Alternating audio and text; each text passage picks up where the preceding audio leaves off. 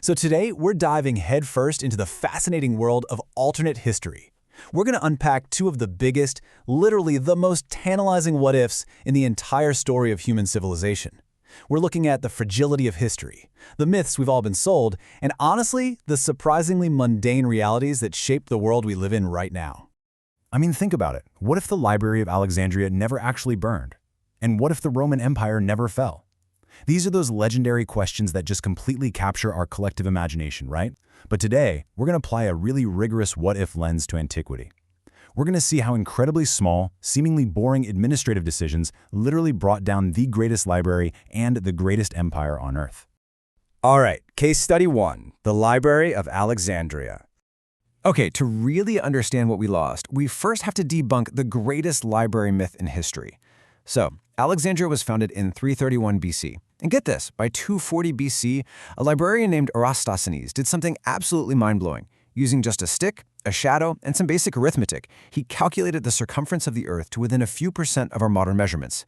The brilliant minds here, folks like Aristarchus, who actually figured out the Earth orbited the Sun 17 centuries before Copernicus, were making massive scientific leaps way before modern scientists.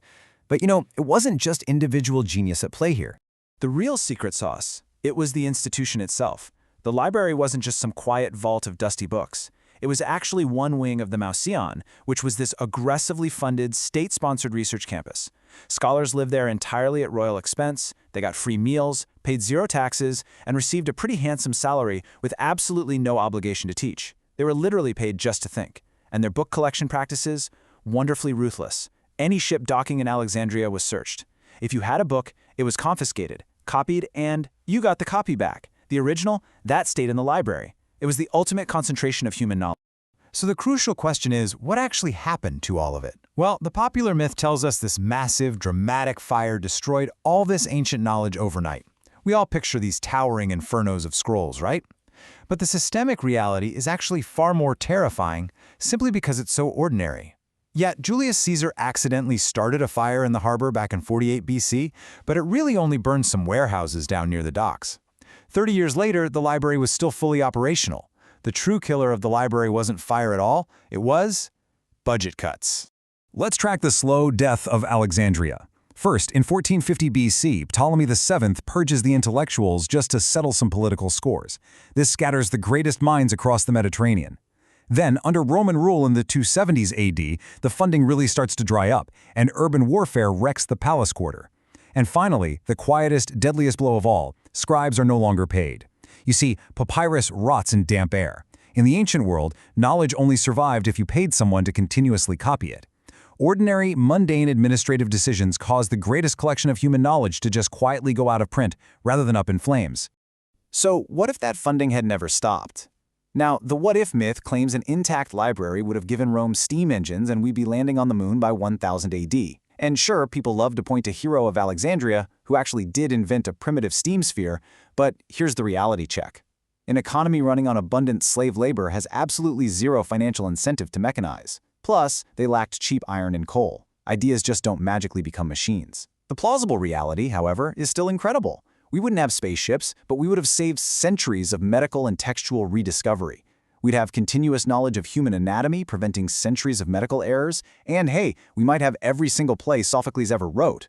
We wouldn't have accelerated straight to the future, but we sure wouldn't have had to reinvent the past. Moving right along, case study 2, Rome's slow internal unraveling. Much like Alexandria, the Roman Empire definitely didn't just vanish in a single day. The fall of Rome is basically a masterclass in the butterfly effect. It wasn't just barbarians knocking at the gates. It was the compounding errors of inept emperors from within. First, Tiberius failed to crush the Germanic tribes when he had the perfect chance, leaving this massive, persistent threat on the borders. Then you have Nero. He wasted extravagant amounts of money on mega-projects, and when the treasury emptied out, well, he just started minting more coins. This triggered an endless cycle of runaway inflation that just crippled the Roman economy. And finally, you have Caracalla, who made what is perhaps the biggest administrative blunder in military history. Okay, get this. Before 212 AD, Roman citizenship was the ultimate prize. You earned it after 25 years of grueling military service. It gave you the right to vote, own land, and be immune to certain harsh laws. It created fierce, deeply motivated legions. But Caracalla, who is desperate to fix the inflation started by emperors like Nero, desperately needed more people to tax. So in 212 AD, he just granted Roman citizenship to all free men instantly. He literally destroyed the primary incentive for joining the mighty Roman legions overnight. I mean, why risk your life for 25 years for something the emperor is just giving away for free? The horrific consequence of that single decision boils down to one stark number: 30,000. Think about this. During its prime, the Roman Republic could mobilize 140,000 soldiers from a total population of just 5 to 7 million people. But by 451 AD, when they were facing Attila the Hun at the Catalonian plains with an empire of 55 million people, Rome could barely scrape together an army of 30,000 men. They didn't run out of people, they simply ran out of soldiers because they literally legislated away the very reason to serve. So, how do we plausibly fix it in our alternate timeline? Well, avoiding collapse requires institutional stability, not just winning a single big battle against a barbarian horde. To save Rome, you need to institute joint rule early on, so two highly competent emperors can share the massive burden of governance. You'd conquer Germania early to shorten and harden those northern borders. You'd secure Britannia faster to control the maritime trade routes. And absolutely crucially, you prevent the Praetorian Guard from mutating into a shadow government that just assassinates leaders and controls the succession.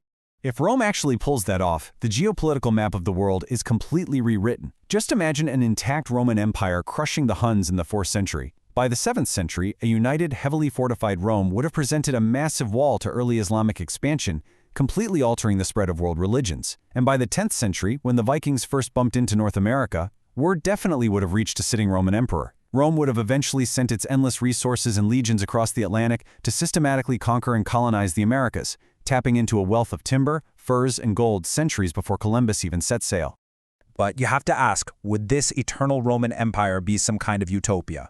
Historians are actually deeply divided on this. The tech boom theory argues that an unbroken, vast Roman trade network spanning continents would accelerate global innovation and cross-cultural exchange. But then you have the power vacuum theory, which argues the exact opposite. Rome wasn't inherently innovative at its end. It was incredibly stagnant. It was actually the fall of Rome, the complete shattering of that monolithic power, that forced newly formed smaller European societies to experiment, adapt, and innovate just to survive. And that survival instinct is what eventually led to the Renaissance and the modern world we know today. Which leaves us with this final, frankly, chilling question to ponder. If the greatest empires and libraries of the ancient world fell quietly due to simple budget cuts, bad tax incentives, and institutional rot, are we making those exact same invisible mistakes today? Look around at our modern institutions. Are we paying the scribes? Are we maintaining our foundations? It's definitely something to think deeply about. Thank you so much for joining me on this explainer. Keep asking those big questions, and I'll see you next time.